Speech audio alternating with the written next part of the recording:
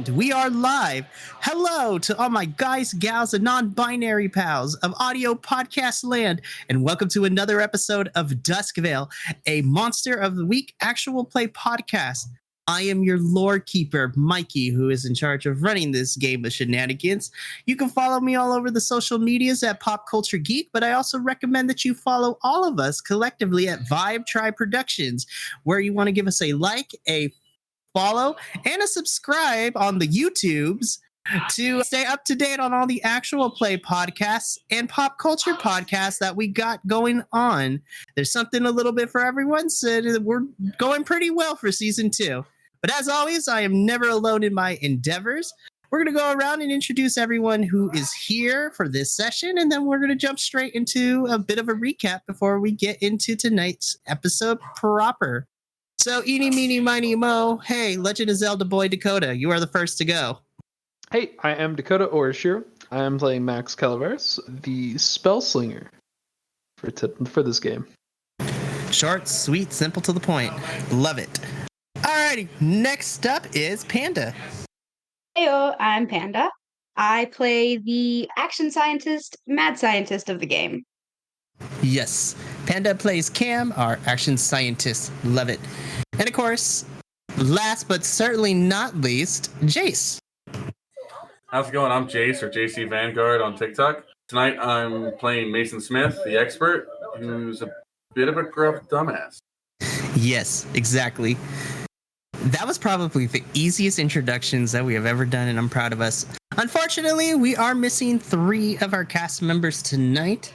The other half of our spell slinger, Connor, who plays Danny. Calaveras, the spooky, unfortunately is not available to make it. We are also missing John, who plays the chosen Jack.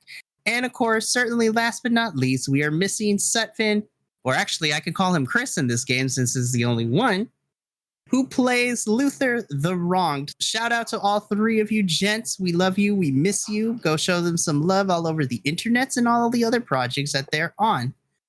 But let's jump into a bit of a recap. So last time on Duskvale, our group of investigators finally I gotta find somebody who wants to do the voiceover recaps. That'd be hilarious. But anyways, I know someone who might be able to do it if you really want that. I might consider it. Really quickly, our group finally started to put to motion the investigative portion of what exactly went down to cause Talia's death and the circumstances behind it. So our team just split up into 2. We had Team Church, which was made up of Mason, Jack, and Luther, where they talked to Talia's father, the good old priest, Father Forcine, who shedded some light that Talia's behavior was changing a little bit, and she wasn't the normal teenage girl that he knows, sneaky now to going to all sorts of things out at night, and it was an apparent change in behavior, but nothing too drastic. She also told our 3 boys that she would want to get information out of Talia's girlfriend, Ash, to see if she knew anything about it. Meanwhile, we had Team Forest, which was made up of the Calaveras brothers and Cam, as they decided to go into the forest to see if they could find any clues given based on the description that Talia gave them of her last moments. Through some nice spell slinging from our spell slinger, Max, both the Calaveras brothers entered a doorway into the past, essentially, while Cam decided to stay behind to be on guard duty to make sure with the drone to make sure nothing too crazy happened while they were in there.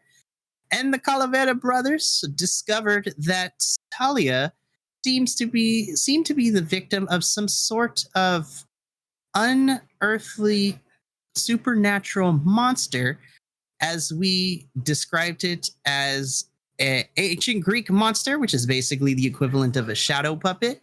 And yes, it was not a great time.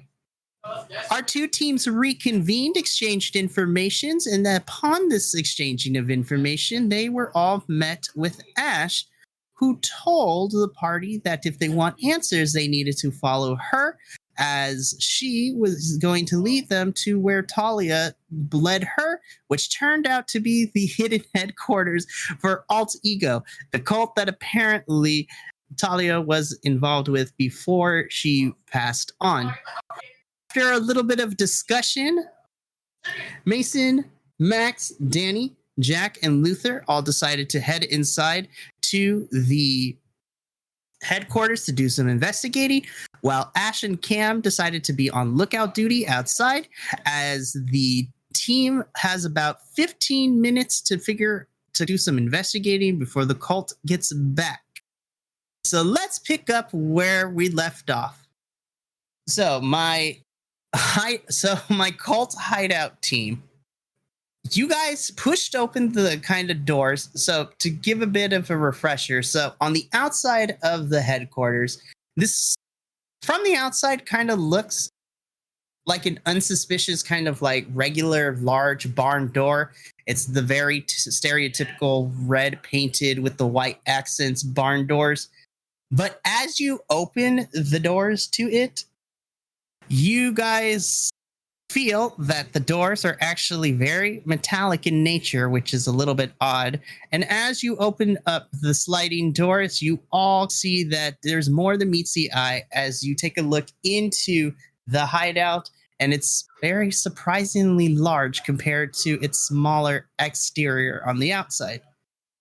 So you all decided to go in, and away we go.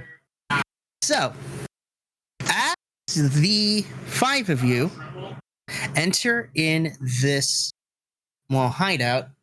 The things that kind of stick out to you is that, again, the inside of this hideout is deceptively larger than the exterior kind of gives away of it in terms of size and scope. But more importantly, as you step in, think of this as what happens if you take a typical office building, but modernize it in a sense. So what I mean by that is, as you all walk into this hideout, the first thing that you notice is that there seems to be like a lobby area that is adorned with faux plants, a couple of couches, and a desk. And the other thing that you notice immediately is that there are 2 floors to this thing. So you're currently on the first floor, and as you look above, you see like a walkway surrounding the upper half of this interior building. And you notice that there are a couple of doors on the first floor, and there are a couple of doors on the second floor. So, my investigative team. Now, unlike Dungeons and Dragons, Monster of the Week definitely does encourage a variety of methods when it comes to investigation. So, this is the one time where splitting the party will actually be a benefit, and no crazy things. Crazy things can still possibly happen, but it's actually encouraged. If need be, you guys split the party. Y'all can do work together to see how much more information you can give. But given that Mason, you and Max are part of this investigative team, I will leave it completely up to you of how you want to go about this. So, my investigative team, what would you like to do? You want the left side or the right side? I'll take the left side. I'll take the right. Alrighty. All right, Mason, you take care of the left, and Alex, you take care... Not Alex. Ooh, wrong game. I know, right? There's so many names in my head. So, Mason, you take one side. Max, you take the other. All right, you two. I would like you both, and this is going to be a fun one. I want you... Mystery? Yep, I want you to investigate a mystery, please. So let's see how well you do. I hate this fucking game. It's a D6, right? 2d6. Uh-huh. Something tells me you didn't do very well. How's a 5 look? Are you? Wow, okay. We'll come back to you. With my modifier, it is 7. It's 9. Okay. So, Max, with your 5, first mark experience on your sheet. Because you failed this roll, I'm unfortunately. gonna fucking level up again tonight, I swear to God. No, my gosh, I swear to gosh, if you level up, we're gonna have issues, right? Not really. I'm at 2 already. Okay. So, Max, as you investigate the right side, you don't necessarily find anything. You're opening some doors, but nothing out of the ordinary. One of them happens to be the restroom. Another just happens to be just a regular office. But as you're searching through your side of the first floor, you don't really find anything. And usually you're a little bit cleaner when it comes to your investigative work, but you're making rookie mistakes like you knock over a plant, you like trip on yourself. You're not really doing too well. Mason, on the other hand, as you investigate the left side, same thing. At first, you run into a couple of offices, but then as you get closer towards the back end of the first floor, you open a room and you find yourself in what looks to be an archive room of some sorts. There's just rows and rows of file cabinets lined up on either side of the room and even towards the back end of the room. So, would you like to enter this room? Sure. I'll enter the room and start looking through some file cabinets. Okay, since you're rolling the first. So go ahead and roll another investigative mystery to see how much you are able to find. 6, 7, 8. Cool. So on an 8. You get to ask one of the following questions. So let me read you the list. So what happened here? What sort of creature is it? What can it do? What can hurt it? Where did it go? What was it going to do? And what is being concealed here? Okay. I know we have a little cheat sheet for that. I can never, ever. Where do we have our cheat sheet? What is being concealed here? And what is it going to do? Okay.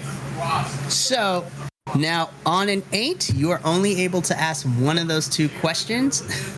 What is concealed here? Alrighty. So here we go. Mason, as you go looking through this room and you begin to look through the different file cabinets, granted, given your particular area of expertise when it comes to the occult and the supernatural, a lot of the written language on these papers make a lot of sense to you. And of course, me throwing my own psychological background in it too, you understand that when it comes to the cult, there's a lot of things that you can dissect out of the handwritings. What do they believe in? Their actions, their goals, all that kind of stuff. So that's what with alt ego and just the typical things that you're used to seeing when it comes to cults, like domination, rule the world, overthrow the patriarchy, yada yada. But as you continue to investigate this room, you actually find a couple of key pieces of information here.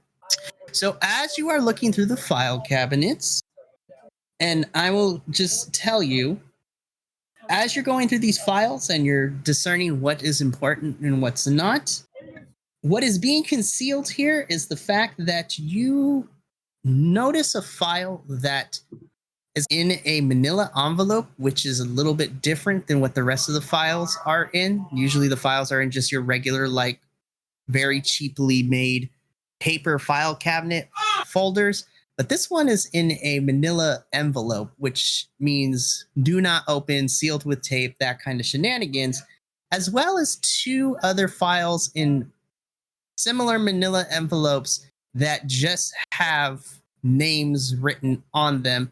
And those names happen to be the Child Whisperer and the Dream Eater on top of it. So you find 3 manila envelopes, 2 with those names on it. And on the first one you find, it just says goals on it. Am I familiar with those names at all? The Dream Eater and the Whisperer? Am I familiar with those names? Have I heard that kind of thing before? Supernatural. And this is the cool thing about this game. Normally, I would have you roll an investigative mystery, but because you have the expert playbook, I'm going to give this one to you for free. You are familiar with the Child's Whisperer and the Dream Eater, and you know that these 2 names are the name of 2 supernatural creatures and that you have come across in your readings and your research. So I will give you the full backstory of the two monsters, but here's what you need to know about both. Oh, yes. So the Child Whisperer was once a guardian spirit that was assigned to protect the innocent and happiness of children. But in your readings, you've come to learn that they were corrupted by some sort of dark force. And now, as a twisted version of its former self, it preys upon a child's fear and paranoia. And instead of protecting them, it takes that kind of negative energy and it turns it into physical manifestations of their paranoia and their fear. So think of it as like a boogeyman, essentially. It takes the things that a child fears and turns it into a physical manifestation, and it feeds off the fear of children. And in this case, too, young adolescents like teenagers and things like that as well. So basically anyone under the age of 18. So that's... The Child Whisperer sounds like La Llorona. A little bit, but once we get into that, I will give you my inspiration for it. Now, the Dream Eater, as the second kind of monster, the Dream Eater, the best way to describe its appearance, think of what happens when you take a cosmic monster from the world of Cthulhu mythos. And the Dream Eater, as its name says, lives in between the world of the waking and of the dream. And essentially, for centuries, it is responsible for giving nightmares that have haunted individuals and societies over the centuries. And this particular monster is drawn into this kind of world, feeding on the dreams of individuals, leaving them with horrifying visions and insomnia. And over time, when it gets to eat these dreams and nightmares, it grows stronger. And more importantly, Mason, when it comes to the Dream Eater, and this is DM taking over a little bit, you have a more intimate knowledge with this particular monster. Because this one, you have studied a lot more intently than some of the others that you have come across in your, let's say, expertise, so to speak.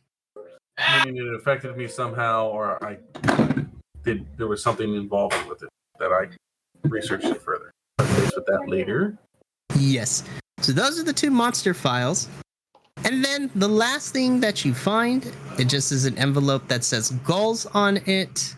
And as you open up this file, in short, this is Alt Ego's kind of like manifesto of what they're trying to accomplish.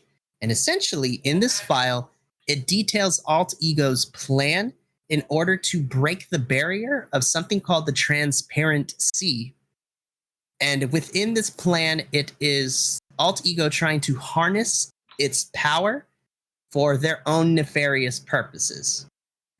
And again, I will give the more detailed description a little bit later with all this information, but that's the Spark Notes version of it. So it's a Spark Notes version. So your Spark Notes version is just the break the barrier of the transparency. That's all he's telling me right now? Yep. Okay. So what was the title of that folder? It just says organization goals. What is it called? Sorry, I'm trying to write notes. Hey, it's all good. I love it when players take notes because it's good for them and it's also good for me in case I lose mine. Alrighty, but that is all you find, Mason.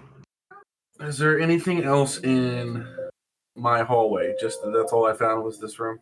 I mean, in your hallway, you checked the doors, and most of them are like offices. And this is really at least on your side of the first floor, this is the archive room was really the only one that seemed to hold any importance. But other than that, doesn't seem like anything else that you looked into is of importance. So if I remember correctly, Danny, right? So Max is Max is with you. Okay, I have to write the players. So I'm gonna walk out into the hallway and get Max's attention and go, "Hey, I think you really need to read these." Yeah. As You're gonna want to read. Get done taking the bucket off my foot. Do you remember a couple years back when I was researching the Dream Eater? Uh-huh. I think it's come back for us to deal with. And I show them the folder of the Dream Eater, Child Whisperer, and the organizational goal folders. Cool. They're researching this. We might need to deal with it more. I don't happen to know anything else about this from like a magical perspective, do I? So again, knowledge. So outside of what Mason tells you about the organization goals and the Dream Eater, not necessarily. But once you hear the name of the Child's Whisperer, Max, you are more intimately aware of this particular supernatural creature. In fact, you and your brother have more of a connection to this monster. All right. So we can get into that once you guys investigate that bridge a little bit more later. Fair enough. So as you two kind of exchange this information and Max gets the bucket off his foot, it seems that you have completed pretty much investigating the first floor, which means, as I mentioned when you all first walked in here, you still got the second floor to go. So would you guys like to go there next? Yeah. Cool. So as you go towards the back end of the first floor, you do see this kind of nice obsidian staircase, lacquered in like black obsidian marble, and that is accented. Yeah, obsidian. It is lacquered obsidian with giving that glossy feel and all that kind of stuff. And the hand railings are very decorative and ornate into this kind of like porcelain white Grecian style of marble. And as you ascend the stairs and head to the second floor, similar to the layout of the first floor, you just see a left side and a right side with rows of doors on it. Who wants to take the left and right side this time? I say you take the right. I didn't have much luck with the right side. We're gonna change it up. Okay, fine, whatever. Alrighty, so Max, this time you're gonna go to the left, and Mason, you're gonna go to the right. Alright, so once again, both of you please roll me and investigate a mystery. I'm rolling good for this game, but I'm rolling really poorly to level up. That's great. I'm so happy for you. 9. I got 11. Damn, okay. So that's definitely, you'll find something. Max, what did we get? Can I roll again? You got a 4. How bad is that it? would be cool. I got a 3. A 4 is too high for me. Okay. So normally you would have to take the roll that you got, but I'm going to allow this reroll, but you have to take the second result even if it's worse. It can't be worse. I got 2 1s.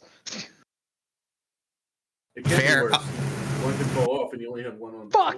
It's still only a 6. Are you? I got a 4 and a 1. Okay, so this is fucking cursed. So to be fair, he wasn't wrong when he said that he was going to level up this time. I'm using a different dice. Fuck this shit. Okay. So make sure you dice shame those dice, and then you put them in dice jail. Dude. Jeez. I just rolled 3 1s and 4 dice rolls. So here's what I'm going to do, Max. So you will discover something, but I have something in plan for you. So this is going to be fun. Yeah, right. Alrighty. So Mason, we're going to start. It doesn't sound scary whatsoever, Mikey, that you have something planned for him. We're going to find out here shortly. But Mason, we're going to start with you. So now, Mason, as you're checking the right side, Max should have stayed with the right side. Anyways, Mason, as you check the right side, once again, the first couple of doors you find are either offices. You do find a fancy restroom. Also, unlike Max, though, you don't step in the bucket, so that's always a good thing. And as you continue searching your side of the room, you open one of the doors, and inside, it's a little different. It's still an office space, but this looks more, what's the word I'm looking for? It's more academic than the rest of the offices. This is encased with bookshelves and like big mahogany desk with a chair. And as you love this room. Yeah, and as you're standing at the precipice of the door frame and you just are initially scanning, you and I'm not going to make you roll for this. You get the hint that somebody important usually sits in this office, and you could make the deduction that whoever this is probably an important figure here at Alt Ego. Let's go investigate their desk. Alrighty. Okay, so this time I'm going to do something a little different. I'm going to have you investigate a mystery, but instead I'm going to give you a choice. So you can ask a question or you can find an important clue. So I'm going to add something to this. So roll and investigate a mystery for me, please. That is a 12 with my bonus. Gosh, dang, bro. So I'll take both. Okay. So let me get to it. All right, so investigate a mystery. So on a 12, I will let you. So you said you want both. You're going to get both. So on a plus 12, I can't believe you did this. It's ridiculous. So the plus 12 is fucking luck went. I know. So that 12 is going to give you both getting answers to questions and also getting a clue. So we'll start with the question part here. And then I'm going to add a question into here to make it more easy. So with your 12, you get to ask 2 questions. So once again, what happened here? What sort of creature is it? What can it do? What can hurt it? Where did it go? What is it going to do? What is being concealed here? And the additional question that I'm going to add to this mix is, what immediate danger do I notice? Okay, so we're gonna go with the same question I asked last time: is what is being concealed here, and then the number, and then the level 12 question. Okay, so is there any immediate danger? And I get a clue, right? Yes. So let's answer the questions. So as far as what's being concealed here, as you search the office, normally, as you're checking the typical places, is there anything behind the bookcase? If I pull a certain book, is there like a safe hidden behind a painting somewhere? So you go through literally all those options of what you may or may not normally find in a secret cult hideout. And you don't find a safe behind a painting. The books are just all over the There's not even a secret bookcase that reveals a secret set of stairs. And as you're thinking about it a bit, Mason, you think back onto everything that you have studied, and you realize that there's one more trick that you have yet to try, and that is as you notice the desk, you see like a little bit of a small miniature version of a grandfather clock, but that's like desk size on it.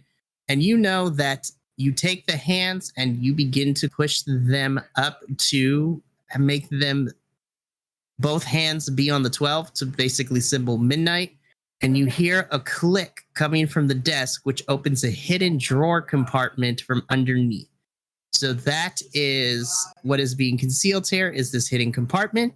As far as the second question goes, you can tell that there is no immediate danger. You don't sense the presence of another person or a monster immediately in the room, but you do get the sense that there is something a little unnatural somewhere on the second floor, and you're feeling that this uneasy feeling of the supernatural is, metaphorically speaking, it's like you smell it in the air. You're like, I sense a disturbance in the force kind of vibe.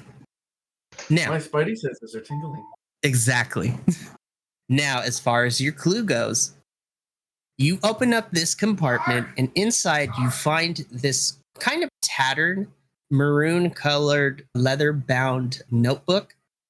So think of it as like a diary of some sorts. It has that typical slot where you put the pen in. It's maroon in color, and it has a magnetic latch to it. And as you palm through this notebook, you end up seeing what looks to be a diary entry of whoever owns this office, right? And of course, as you're reading through it, you get the typical rantings of, you make this deduction that this belongs to the leader of Alt Ego. So You read the ramblings of a madman, the typical kind of stuff with a cult leader. But as you continue to read, you stumble upon a more recent entry. And as you read through it, you're taken aback because in this entry, it mentions Talia and it goes into detail about a lot of things. And essentially, this is a game changer because this diary entry is basically a confession that Alt Ego is the one that is responsible for Talia's death. And this is written proof that they're the ones behind it. Now, I am going to read this letter and I will post the whole thing shortly in the player handout for all of you guys to see. But let me read what this diary entrance says. Talia, how it pains me to even write her name. I still see her face everywhere, hear her voice in the wind, feel her presence in every room. But I must confess my guilt, for I fear it will consume me if I don't. Talia was a beacon of hope in this organization. Bright, intelligent, relentless. She was everything Alt Ego stood for. Yet she saw the darkness we were delving into, the dangerous path we've taken in our pursuit of power. She wanted out. I remember our last conversation. Her words still echo in my ears. This is wrong. We're becoming the monsters we sought to understand, we sought to control. I can't be a part of this anymore. She was right, of course. We had lost sight of our initial ideals, our moral compass shattered by the allure of the transparent sea. But I was too blinded by ambition, by power to heed her words. That night, in the quiet solitude of my office, she confronted me, threatened to explode her pants. Fear and desperation took hold of me. Fear for what her revelation could do to our organization, to our mission. Desperation to ensure our plans proceeded unhindered. In a heated moment, something sinister within me surfaced. Something I wasn't aware dwelled in my soul. Before I knew what I was doing, I silenced her permanently. I knew that she runs every morning, so I decided to send my friend to go take care of her. And when he returned, the confirmation of my guilt was realized. It haunts me. It was a moment of madness, a moment I will forever regret. I have become the very monster we sought to study, a creature consumed by ambition, willing to pay any price for power. I took her life, a life full of promise and courage, extinguished by my own hands. I confess I am Talia's murderer. Every day, I ask myself, how did I become this? How did we become this? But there are no answers, only the heavy burden of guilt and regret, and the chilling realization of what we've become. The entry, now as you're reading this, the entry ends abruptly, as if the writer could no longer bear to put their thoughts into words on the paper. And Mason, as you kind of finish reading this confession, you are overwhelmed with a harsh reminder. And given that you, as the expert in this case, you understand what happens when checked ambition and how dangerous it can be. And you also have seen the depths in which people can seek in order to pursue power and forbidden knowledge. So as you sit there with this diary entry, you are overwhelmed with this harsh reminder and that uneasiness that you felt in terms of feeling supernatural presence begins to intensify a little bit. And you start to feel these small, tight, gripping hands of said anxiousness and fear begin to slowly start to expand in your chest. You are not unfamiliar with the supernatural, but in the words of some people I know, shit just got real, and this is something that you weren't expecting to find. Firstly, I'm going to throw this this journal in my bag, as to not lose it, and to have the confession so that once we find the person, we can bring them to justice or find our own reckoning. I also want to have. Oh man, this is crazy. Dropped a bomb on me here. I'd want to make sure everyone knows about. I want to make sure everyone on the team knows about this kind of craziness that we found. Okay. So we'll definitely have that moment. Mason, I assume that once you put this in your bag, you make it look like you weren't there and exit the room, right? That or set it on fire, but yeah, we'll do it that way. Yeah, setting on fire would have been actually fun, but okay. Well, So the question is: do we hear any voices now that we're deep enough that we're in the guy's little headquarters room, the leader's room? Do we hear anyone in this area, or is it just empty? Do we hear some kind of rustling or anything? you know what, Mason? Let's take a look. You know what? Let me check. What do I want to have you roll for this one? See, my thought is, if there's someone here, if there's someone in this, we hear something or something. If I start a fire, they're either going to go to the exit point, which we have people outside waiting for, or they're going to run into the rest of the team, of which we can either dispatch them or catch them. Okay. You know what, Mason? Why don't you roll me a read a bad situation? I want to roll a read a bad situation. We'll get to you in a little bit. I'm glad it's still a sharp roll. Yep. We're going to go with 11. Gosh dang. Fucking damn. Listen, I know his sharp is pretty high, given the fact that he is the expert. God damn. All right. So with an 11, you get to hold 3, which means you get to ask 3 of the following questions. So given where you're at, what's my best way in? What's my best way out? Are there any dangers we haven't noticed? What's the biggest threat? What's the most vulnerable to me? What's the best way to protect the victims? What's my best way in? Dangers that we haven't noticed. What's the biggest threat? Okay, so what's my best way in? Well, granted that you are in here, but you realize that as you're thinking about committing arson in this room, right? I'm just kidding. Contemplating arson. Contemplating arson always. But as you look around and you think back to what you have seen so far, I think the best way in terms of, you guys walk through the front door, so that is your best way in. Now, in hindsight, I'm going to flip it a little bit. If you're looking to figure out what is the best way out... Best way in, as in, is there more further in?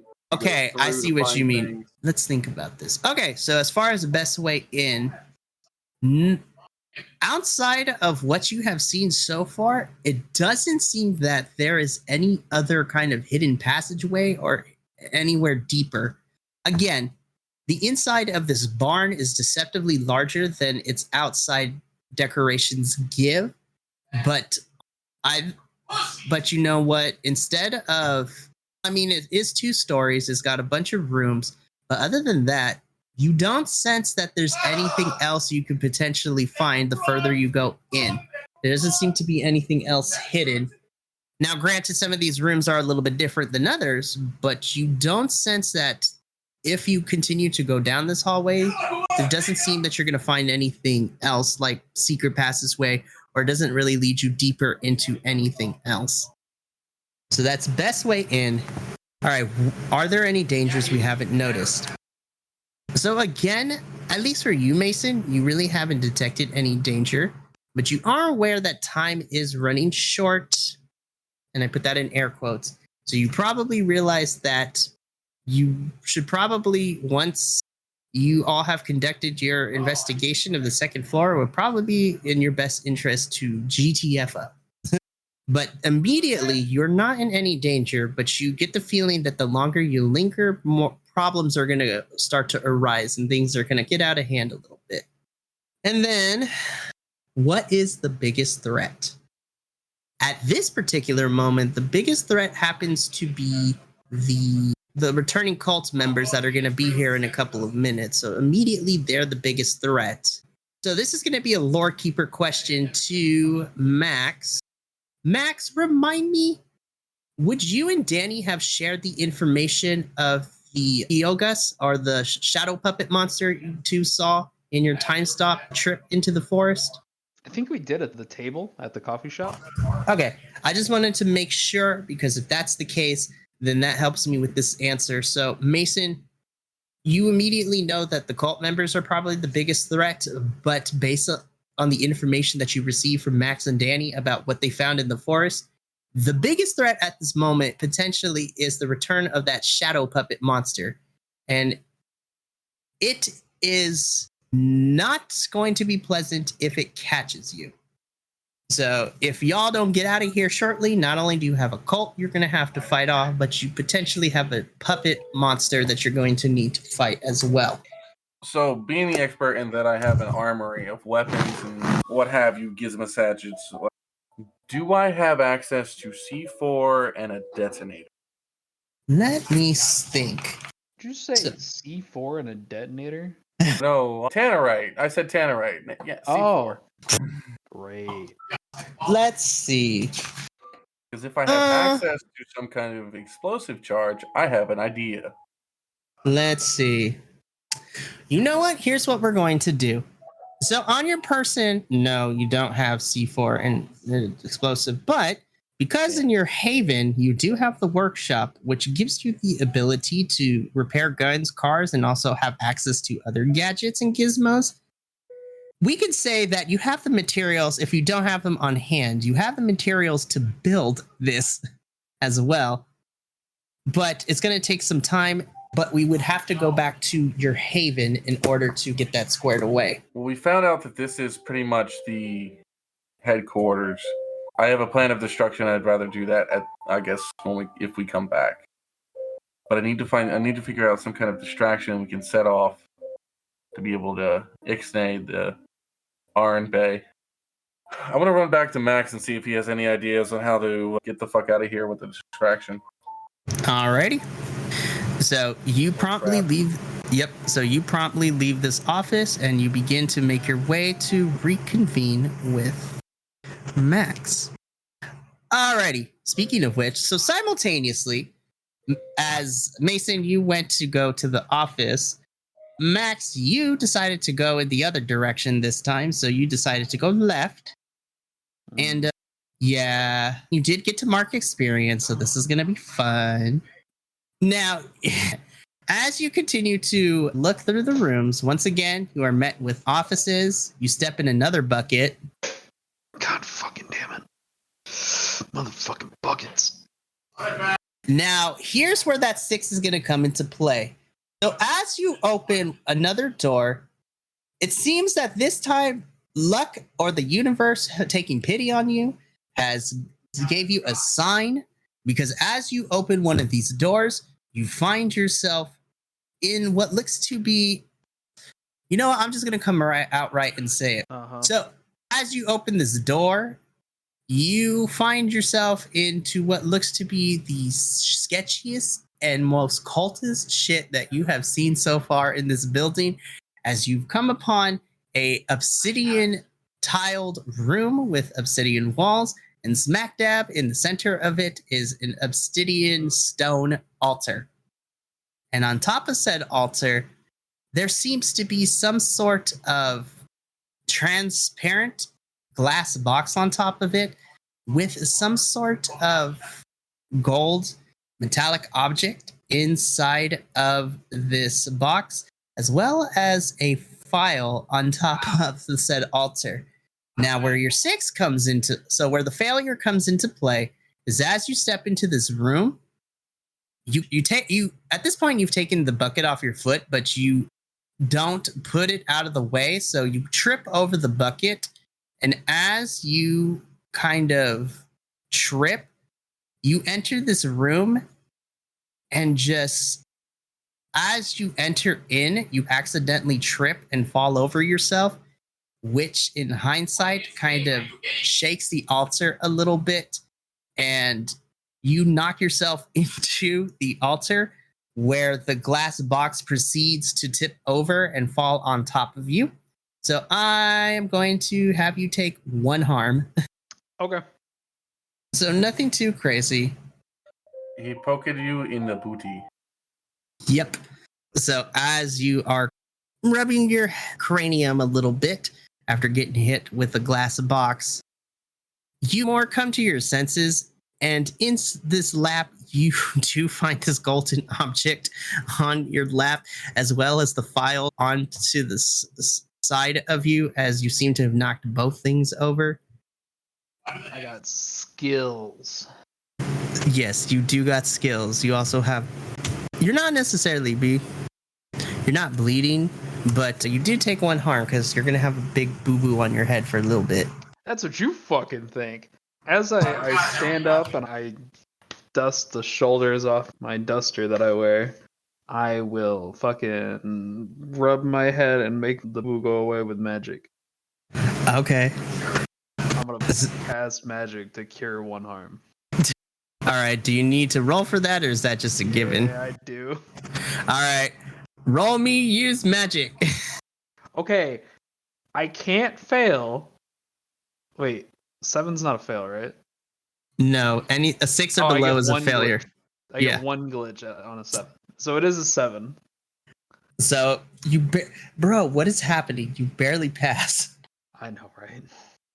All right, so magic. All right, so you know what'd be fucked up? If the glitch you choose is 1 harm. To be fair, on a 7 to 9, your magic works imperfectly, and you choose the effect, which is heal 1 harm, but I get to choose what the glitch is. Right. I'm not going to give... So, can someone catch me up then? Why are we using magic to try to heal ourselves? What dumb shit did you do? He tripped on a bucket. Fucking 3. Again? You got your foot stuck in a bucket again? I rolled a fucking 3. He got stuck in a bucket, and then in this room he just walked in, he got a glass box drop on his forehead. Okay, so where's everybody standing as of right now? Everyone's in. We're still inside. But we're gonna be leaving here very shortly. Yes. Okay. Okay. So, Max, I will say, because I'm not that mean yet, but you do heal for 1 harm, but... Oh, this is going to be fun.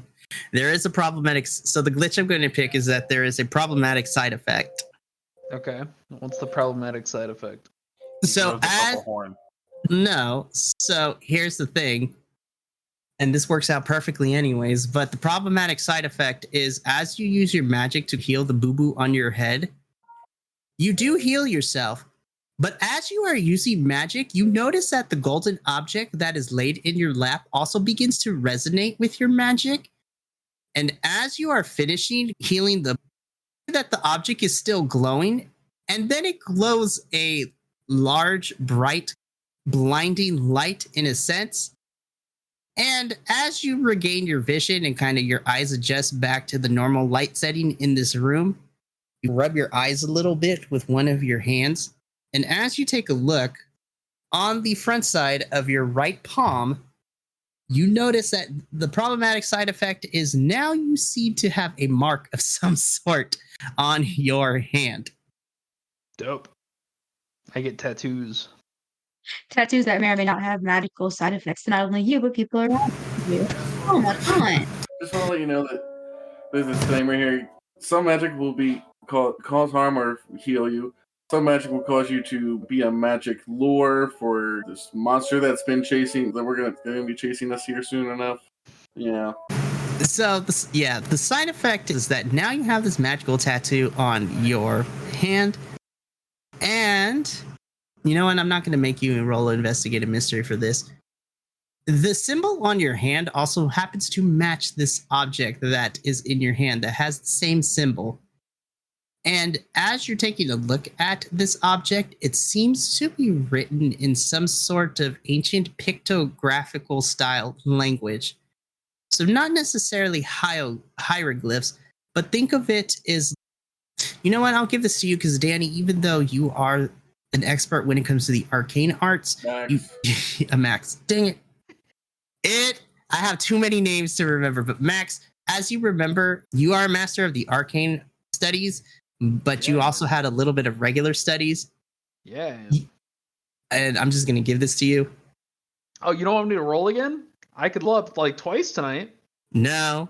How about we don't do that? I think you have leveled up more times this entire campaign so far than any of the rest of us combined. In one episode, this is great. Half the cast In one is, single episode, you have leveled up more than any of the rest of us have this entire thing. Like, I'm only at 3 out of 5. Yeah, you're already on your second level up. What the hell? I haven't hit level 3 yet. It's I all have a good. feeling that Don't by the worry end about of it. this session, you're going to be level 3 with how many fails you've gotten. Time will tell. So, anyways, back to what I was saying. So, Danny, you recognize that the symbols on this golden object, which looks to be some sort of scales, Yo, and Danny's this. here? God damn it, Max! I'm sorry. I really do apologize, Max. You know what we need to do? Just have a sticky note on your computer or something somewhere of everyone that's in the game that you're currently hosting. And if it's our game tonight, it's stuck right here so you can just look at it. I have To my make it easier. notebook. I have my notebook, and it's still not helping. Anyways, so Max, the scales in the golden object is a set of scales that is currently in your lap, and the scales depict what seems to be some sort of not necessarily Egyptian hieroglyphics, but they are hieroglyphics of the Mesoamerican kind. More specifically, they look to be a written pictographic language of the ancient Mayans in Central and South America. Because yes, their kingdoms extended into South America a long time ago. Aztecs, Incas, Mayans, all that good stuff. But yeah. And more importantly, that the symbol on your hand happens to be the symbol on your hand depicts a male kind of figure that is that kind of at the top of his head has rows of candles and also has a little bit of blinder bandana wrapped around their eyes. And you know that this is the pictograph that represents the ancient Mayan goddess Ishtar. Dope. So she, in Mesoamerican folklore, she is the goddess of, to put it lightly, she is the goddess of the underworld in a sense. She is the one responsible for, in this lore, she's responsible for guiding the spirits of the deceased into the afterlife. Now, for my listening audience, if you choose to actually go research the actual thing, I changed it up a little bit, but we'll say she is a death goddess, so this is going to be fun. Dope. I mean, considering that she is the actual goddess of war, goddess of death wouldn't be too far off the mark, because war brings death. Yeah, the Mayan gods and goddesses all encompass so many different aspects. It's not really one set that they are like in other mythologies, but they represent a few things, which is crazy. But anyways, so that's your side effect, and that's the object. But more importantly, you also still have this file on the floor next to you. Yeah, let's grab that shit. Okay, cool. So you grab it. Are you going to take it with you, or are you going to look at it first? I'm going to take a look at it. Cool. Sweet. All right, so on top of this file, Max, written on top of this file in like quickly hurried Sharpie marker, that the file name is called The Dying Wish.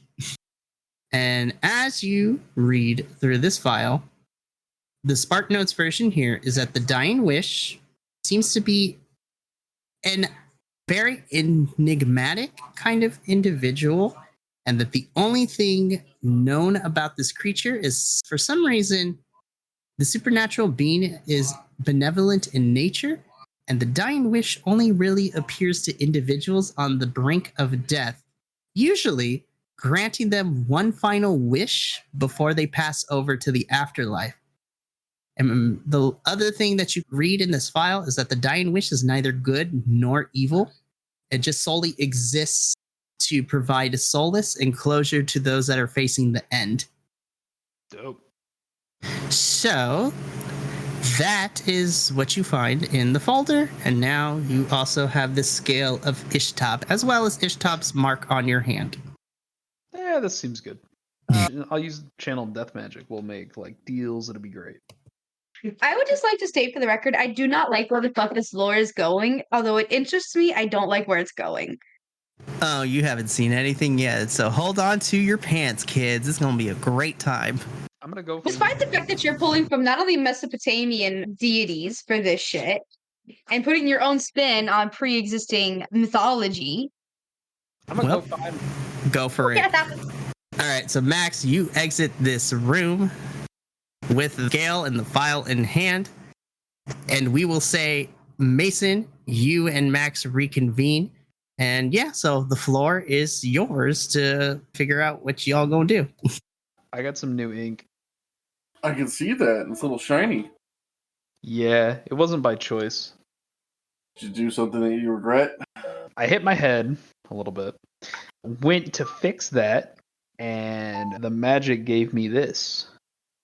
And I feel very strange about it. Also got this file. You have a file, I have a confession. Yeah, what you got? A confession that states that the leader was the reason behind Talia's death. Oh, so not your confession. No, I have the confession that we need. Good. Now we just need to find these pricks. But I have a feeling we need to leave here like 20 minutes ago. Okay. Take my hand. Why? Fucking, I'm gonna grab his shoulder and we're gonna poof. All right. I'm assuming you have to roll use magic for this. Oh, damn it. Well, Here we go. It's not use magic. I just have to roll weird. Okay, roll your plus weird to see what happens. I would just like to state the entire time they've been fucking off and getting hurt and doing stupid shit that they're not supposed to be doing in the whatever. Cameron's just tinkering on shit and watching. I rolled a 10. Cameron, as you are tinkering on shit, directly in front of you appears both of us. Just magically appears. Sorry, I got distracted. So as I'm tinkering on shit, Dad distracted me. It's all Dad's fault. Blame him. We both appear directly in front of you, as if we teleported? Yeah, I think teleport is probably the best description for this. So Cameron's just gonna be tinkering still. He's not even gonna look up. He's like, hey, what'd you guys find out? Without even looking up and skipping a beat. Yeah, Cameron, you're more familiar with this, but Ash is standing right next to you. She's strumming her guitar, and as Max is you and Mason just poof, she's taking a bath. She's like, Jesus Christ. She's, oh God. Cam's just gonna be like, oh, they do this all the time. It's not a big deal. You get used to it. So what'd you guys find out? What did you guys find out when you were snooping? As he's just tinkering. To be fair, this is new, but we learned a lot. Cameron's gonna immediately look up. What's new? Okay, question about the tattoo thing on his hand. Is that able to easily be seen by Cameron from where he's sitting on the ground? Yes, it's like on the back of his right hand, and it's kind of it's very noticeably. So Cam just was tinkering with something in his lap, sat on the ground, and then as he was told that something is new, he looks up. When the fuck did you get a tattoo? About 5 minutes ago. Cameron looks at him. Okay, can you elaborate on that, please? Because, I got it 5 minutes ago. It doesn't tell me shit. How did you get it? I guess it was more like 4.5 minutes ago if you want to be specific. Okay. I don't care about time frame. How did you get the tattoo? What did you do that gave you the tattoo? See, this is a far better question than when if you don't care about the time frame. I literally said, how did you get the tattoo before you told me it's 4.5 minutes at this point? How did you get the fucking tattoo? And what is it? What stupid shit did you do this time? What did you do? Magic. I'm about to throw a fucking wrench at your face if you don't give me any fucking details. What did you do? Cameron's gonna look at him. You think you're funny, don't you? Can we argue away from this entrance of this thing? Oh, for sure. And I'm going to grab both of them. And we're going back to town. You're going to poof back to town? Yeah. I'm going to I just got it. I got to play with it. All right. I guess roll me plus weird. And Ash is also going to grab a hold of you. Hold up. You ain't leaving me. She just grabs the back of your shirt. Max. So Cameron's just making sure he's got everything in his bag or a pocket on his coat. Thankfully, weird is working out for us. Because this goes horribly wrong if I don't roll above a 10. Just so y'all know. It's an 11. Okay, cool. Sweet. All right. So, Max, do you have anywhere in particular you want to poof back to town, or just appear in town and leave it up to me where you poof back to? The Danny's shop. Okay. So you want to poof back to the board game shop. Cool. Awesome. All right. You know what? Max, I'm going to let you describe how this feels, and in a weird way, like, what does your version of teleportation look like? So it's technically flying, but hold up, let me read this fucking thing again before I talk this. Yeah, so it's angel wings, and we are moving instantly. So it's probably more disorienting than to be looking at one thing and then be looking at a completely different setting without having moved voluntarily. That's probably the disorienting part. I don't think there's any like crazy negative side effects. It's more so they get grabbed and they're watching what's happening, and then the next half second everything changes and they're in a different place. So we're now in Danny's shop then. Yep. Camera's gonna lean against the nearest surface and just glare and say, next time you do that, you are giving warning. I did. You didn't give any warning. You just said we're out of here. You did not say how. Next That time sounds you like do a that, warning. I am definitely puking on you. Just putting that out there. Again, the solution to this problem is more magic, and I don't think you want that. I would like to be asked before someone just grabs me and moves me from point A to point B and doesn't even give me time to make sure I'm ready. You want to go back? Do you want to lose your hand? So To a as you two are having this conversation / argument, and Mason, you're just there. The door opens to the shop, and walking in, more so running in, kind of out of breath and just trying to catch their breath. You have, oh my gosh, you have Danny, Jack, and Luther, who y'all forgot to teleport with them, so they literally just ran. I can only take so many people. So yeah, They needed the exercise. That is going to be a good thing. So Danny and his little ink monster Arpeggio just keel over on the couch. Luther is sitting up against the wall. John is standing over a trash can and is horking it a little bit because of the fact that he doesn't necessarily exercise that much. And let's just say that the years are catching up with him. So he hasn't had that much of a strenuous workout in a couple of years. So he's starting to feel it. So it's like being hungover without the alcoholic hungover part of it. Boring. Wait, did Luther ever get his cell phone back from that kid, by the way? It was Jack, but no, Jack still doesn't have a cell phone at the moment. We'll get to that, and we'll get to that eventually. This poor kid still has his cell phone. It's hilarious. Alrighty. So, as all of you are back into this board game shop, you also see that kind of, I put this in air quotes, also sitting on like one of the chairs is Talia's ghostly visage, as she, within the span of a couple of seconds, saw half of the party poof in and the other half just run through the door. And she's looking at everyone. It's going to sound like a silly question, but how'd it go? Did you find out anything more about what happened to me, per se? Do you want the short answer or the long answer? The short answer is yes. Uh-huh. The long answer is there's a lot of information behind it, yes. Wait, question, because we're all talking to this ghostly visage. Can Ash see her or no? You know what? That is an excellent. Because if we're just talking to nothing, I feel like Ash is just going to be like, the We fuck just are you guys teleported. talking to? Yes, but Yeah. still, I don't know if she can see Talia. Yeah. I think So our I'd be kind of weird shit-o-meter has peaked.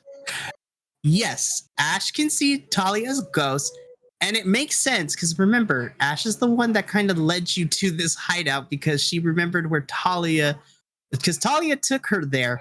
So I'm pretty sure her exposure to the supernatural kind of like nonsense that everything is, while she still isn't deeply involved in it, say the rest of you all are, she's not oblivious to it either. And so Okay. Yes, so that So answers the Cam's question. just kind of gonna watch Ash because he's unsure if she can see Talia's ghost or not. So while he's just sitting on the counter, cross-legged, just tinkering with whatever's in his lap, he's gonna keep Ash in the corner of his eye to kind of watch her reaction and gauge it, essentially. So I think Ash is taken aback a little bit, but everyone in the room gets a sense that this is probably, it is still a little bit of a shock. It seems that Ash is not as like scared of seeing a ghost. She's just more of this, damn. I was just like, so this is a thing. And it's more so of her kind of processing exactly why her ghost is still here and not laid to rest as like the horror movies tend to claim to be or whatever. Yeah. But she's kind of sorry. It's okay. And so Ash is processing this information. She just sits on the sofa and she's just there. She's quiet. She's just listening as she is internally processing, be like, we teleported. There's a ghost. Like, these people are crazy.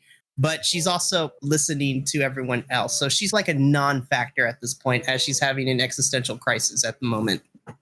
And see, that is where Cam, because he doesn't have the information to talk to Talia right now because he doesn't fucking know, he wasn't there.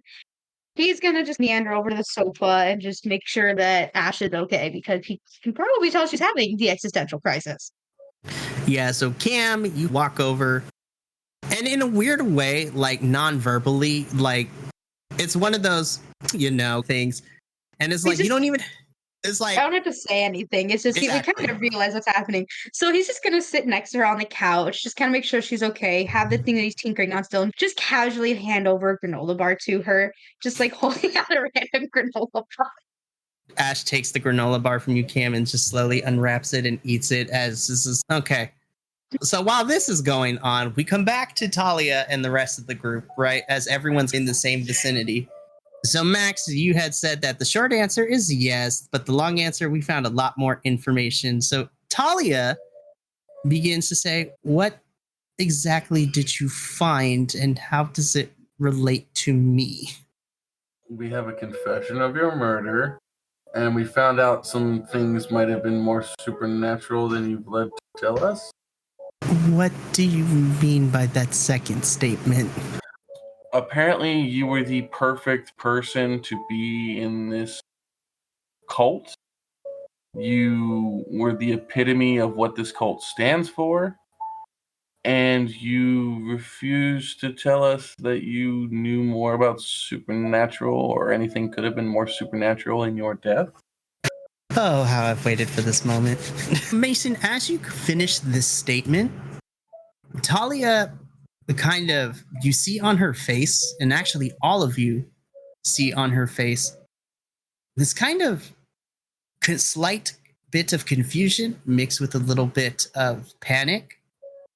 It's similar to the feeling, I don't know if anyone else has felt this, but it's a similar feeling like when you're a little kid and because you don't have the vocabulary to communicate effectively, it's like one of those things as a little kid when you're accused of doing something bad, but you didn't do it, but you can't communicate it properly. And so you get more and more frustrated and you just lose the ability to try to use words and just nothing but frustration and just sounds come out as the frustration begins to build is essentially what Talia is feeling in this current moment. You all see her kind of literally work in her brain trying to think back on everything. And she begins to tell you, no, that's not true. I was running and then something was chasing me and then I was trying to hide. And you can visibly see her grow. The more she goes back and forth, you see her begin to, she's already pale because she's a ghost, but you see her immediately go paler and paler the more and more she tries to think back and justify. And then as she reaches the pinnacle of her breakdown, in a sense, you all see. So think of like a mirror, like when you crack a mirror, like it starts with a small crack, but then the bigger the impact when you crack a mirror, it spreads a little bit and creates smaller, more intricate. Spider web. Yeah, it's like a spider web when you crack a mirror. You all see that as she reaches the pinnacle of her freak out, you start to see a small crack at the top of her forehead like a mirror. And then she just stops as she's floating there. And then you start to see the spider web of cracks begin to coalesce across her face and spread to the rest of her body. And in a static place, go ahead. I was like, Cam's gonna stand up and be like, okay, so I think we need to take a pause real quick on discussing what we found because this is now priority. So as you switch your attention to what is happening, all of you see the cracks finally reach the soles of her feet, and all of you are taken aback as you just hear this reverberating scream come out of Talia that shakes the building that you're all in, and you all go to cover your ears a little bit as she lets out this horrifying screech. And as she just cracks, you all see these ectoplasmic pieces of her kind of be spread out to the rest of the store. Granted, you don't take any damage because it phases through you, but as all these pieces fly and hit the walls behind you guys, you feel the pieces passing through you. And though you don't take any damage, you do feel the little bit of cold passing through your chest and exiting out the back. And as this happens, you just see that once those pieces go flying out, you turn your attention to where Talia once stood. And still there is the visage of Talia. But as she has her head down a little bit after the screen, and she raises her head a little bit, you all notice that in her eyes, you see that the doughy eyes of a misguided girl and a teenager whose life got cut short way too soon is now filled with someone who is more poised and seems more knowledgeable than they let on and looks more mature than their actual age. And so Talia just stands there and she just floats there and she looks at the group and says, "It seems that now that I have what was missing," and turns to you, Mason. "You know, I didn't peg you for... I knew you were smart, but I have to give it to you. And to you, Max, as well. It seems that you two did a lot of info seeking and got a lot of information. All right, then. Yes, Mason, you are correct. I was the perfect candidate for alt ego, but maybe not in the way that you're thinking." What, some kind of sacrifice for the grand creature? Not necessarily a sacrifice for a grand creature, but more so a sacrifice for 3 smaller creatures. Oh, great. Oh, yeah, that's just adding up to perfect numbers. Thanks for sharing. Yeah, we could each take Cam's one. gonna look at her and be like, is there any information you can give us on these things? These creatures that you were supposedly the sacrifice to bring into existence, I'm assuming, or host? I can give some information, but... And she turns to you, Mason, and to you, Max. I think those two know the information more than I can give. You know what I know, so why don't you share with everyone else what you found? So apparently there's this thing called the Dream Eater and the Child Whisperer, and what they plan to do with them. And I relay the Dream Eater's what I know about the Dream Eater and what I know about Child Whisperer, and the horrors of these two creatures to the party. Cam's gonna look at Mason. So what do those have to do with his tattoo that he won't tell us how he fucking got? I did tell you how I got it. No, you said you used magic to get it. Yep. That doesn't tell me what you did to get it. How did you use magic? You're literally giving bare bones basic information. That's I how he didn't got like it. magic to begin with. To do it. So, Mason, as you finish your explanation, Talia turns to you, Max, and says, "And you, Max, I'm pretty sure you found some more interesting stuff as well, so why don't you share what you found out with the rest of us?" Yeah, I'll go over everything that was in the folder. Yeah. Okay, so Max goes over the information that he found in the folder, which talked about the dying wish and all the information that was in there with that. So I do have a question. What's your connection to this? I'll hold up my hand. Or what is their connection to this? so you show Talia your mark? Yeah. The new tattoo that he has, the fancy tattoo. Excellent. Alrighty. So the moment that you show Talia your mark of Ishtab, Max, again, she is already a ghost, but that she goes even paler than a normal ghostly visage. And she immediately floats over to you. And she tries to grab the hand, but passes through because transparent. But she's just, oh boy. So she's fine. So she has chosen. Oh. Cam's gonna look at her and be like, what do you mean she has chosen? Who is she? I think rather than trying to explain it, and she looks at you, Max. Are you still currently holding the scales? Yeah. Okay. So, Talia goes, rather than try to explain it, I think it would be better to hear from her herself. And Talia... Again, who is her? You haven't given us a name. What happened? I will bury this fucking thing under concrete. I swear to God. So the moment that all of you ask Talia, what do you mean by her? Talia extends a hand and she touches the scales in your hand, Max. And the board game and coffee shop are enveloped in this warm kind of ambrose gold color light. And as this light begins to fill the room, you start to see the scenery change around all of you. And it goes from this board and coffee shop, and you start to see like fragmented pieces like of a puzzle begin to be put together as the scenery begins to change.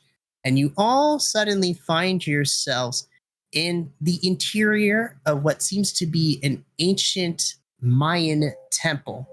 So think of like the ancient pyramids in Mexico and South America that are remnants of the three Aztec, Mayan, and Inca civilizations. But you are in the interior of a temple. So think of adobe kind of structured walls and slightly brown in color. And as you take a look around to your new surroundings, standing in front of you, sitting in a adobe stone throne a little bit, you see this she's a very beautiful woman, but she in one hand is holding a sickle that is black in nature, and it looks to be made of some sort of like onyx stone of some kind. And then she is dressed in kind of the typical garb that the ancient Mayans would wear. So very faux leathery pieces, as well as for the women, they would wear very indigenous kind of clothing covering their tops and their bottoms, adorned in different variety color of feathers. And you see a mixture of peacock and macaw and other birds of paradise feathers adorning this outfit.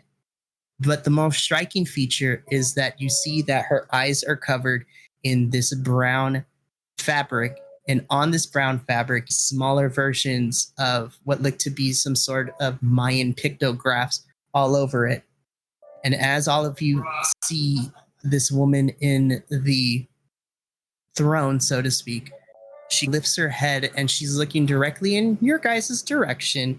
But obviously, because she has the piece of fabric in front of her eyes, she's not directly looking at you, but she's looking at your direction. And she says, "It seems that my message has finally reached out to the world." Cameron's... Sorry. Go ahead. So Cameron's he's basically just looking around, just making note of everything, listening but not listening, while he's reaching for something. He has his atomic pistol just to keep a hand on it because he doesn't like the fact the scenery changed that quick. Okay. So as all of you are in this new situation and you see this woman in the throne. And she says this. She stands up and she doesn't move forward, but she stands up, sickle in hand, but she poises herself in a more regal manner and prostrates herself, carrying an air of authority as she stands up. And she says, as it echoes throughout this interior chamber, I am Ishtab, and I believe it's time that I have a long talk with the 6 champions. Come, we have much to discuss. And with that, we're going to end the session right there tonight. Yeah. So, I decided to end it there because I definitely want our missing cast to be here for this next part because shit's about to go down. Like, this is crazy. So, wait a minute. For a death Hero. god, right? Yeah. That's where I'm at. I'm an emissary for a death god now. You're the first one, but we'll discuss it in the next session because it's going to include all of you guys in some shape or form. But yes. Wait a minute. Correct me if I'm wrong. With the brothers, with Shiro and Connor, aka Danny. Yep, Danny and Max. Which one wasn't one of them? One of the brothers was supposed to be chosen to get the power, and the other didn't. No, so so here's the thing. So the chosen is Jack, which is played by John.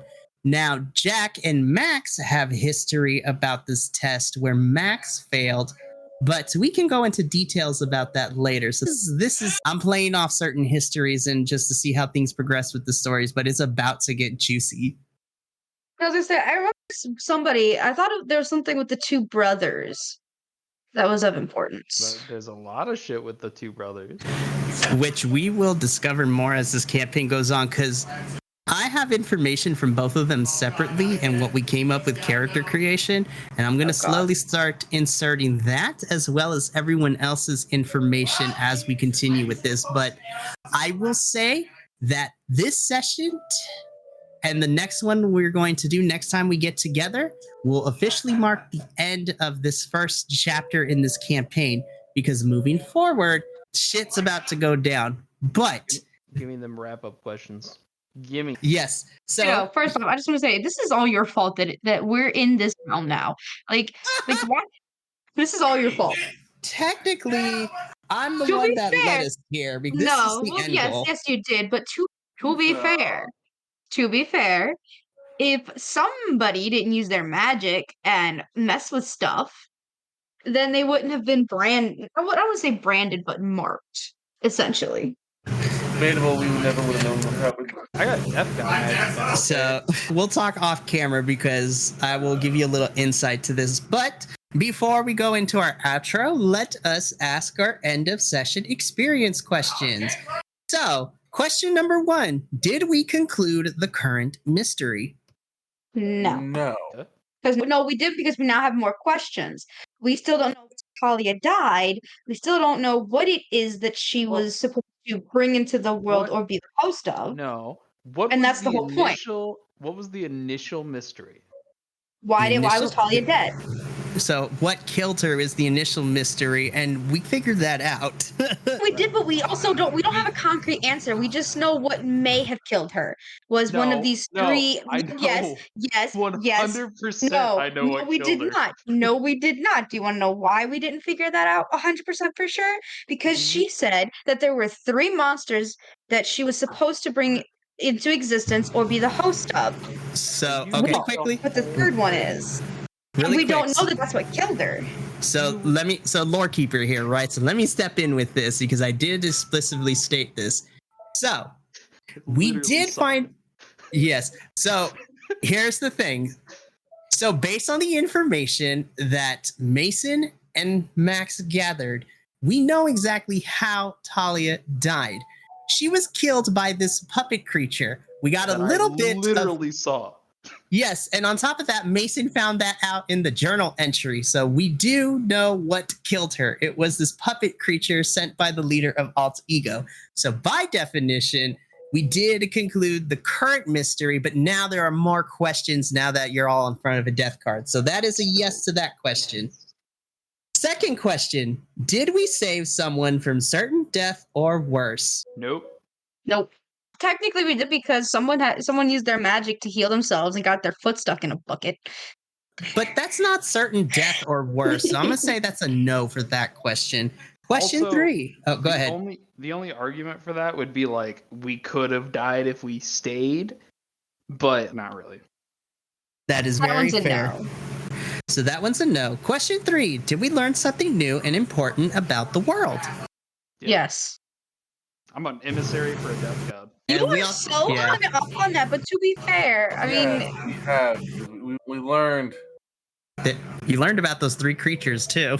we learned about the 3 creatures. We learned about Alt Ego's Oh. actual plans, like what their plans are, and we learned that Ishtar. How are you saying it? Ishtar. So Ishtar is different set of different mythological deities. So Ishtar is the way it's pronounced, but it's spelled Is it with a V? Here's the thing: it's pronounced Ishtab, but the way that it's spelled is Ixtab. So pronouncing it in the Oh. so it's pronounced Ishtab, but it's spelled Ixtab. Okay, I couldn't tell if it was a B or a V. We know Ishtab is the has been trying to send a message, and now someone has finally answered that call, or has finally answered the message. I guess would be the best right way to put it. And we know we're 6 champions for something, so we learned more shit about the world. I'd say All yes to that one. Just to throw it out there, it's a level up, and I am now immortal. Oh my god, you are going to put yourself in the stupidest situations now, aren't you? Because you can't die. We just got an experience. So almost, we got one more question because we're at 2 yeses. So last question: did we learn something new and important about one of the hunters? Yeah. There's a I'm couple an of emissary instances. for a death god. So there's that. But more importantly, too, we also learned through finding the files that some of you have certain connections to these 3 creatures that were mentioned. So As far as I know, also Cam has Yeah, no that's- connections to them. okay. So we answered 3 out of the 4 questions is yes. Because we answered 3 questions with yes, everyone, and I'll make sure to tell the others, you each mark 2 levels of experience. Oh, I already know it. So wait, we actually leveled up then? Well, Depends if on you your XP. Yeah, it depends on your EXP, because if you look at your sheet, there's a certain number of boxes you have to check all the way through in order to get a level up. Yeah, 5. I'm at 4. That's saddening. Yes. So off camera, I'm gonna let you guys, for those of you that level up, you figure out what you want to add and put it in your notebook, so that way I have it and then you have it as well. But now that we are done with our end of session questions, we can now go into outros. So this is going to conclude another amazing episode of Duskvale, a Monster of the Week actual play podcast. When we come back with the next session, we're going to have a chat with a death goddess. Who are the 6 champions? What is this message that Ishtab has been trying to communicate with the world? And what is in store with our 6 individuals? You're going to have to come back and check us out next time in order to find all that out. But from all of us here at Duskvale and all of us here at Vibe Tribe, remember, take care of yourself, love one another, and as always, keep those good times rolling. We'll see you for the next episode, but until then, ta-ta for now. This has been a Vibe Tribe production. Remember, take care of each other, love one another, and as always, keep those good times rolling. We'll see you next time.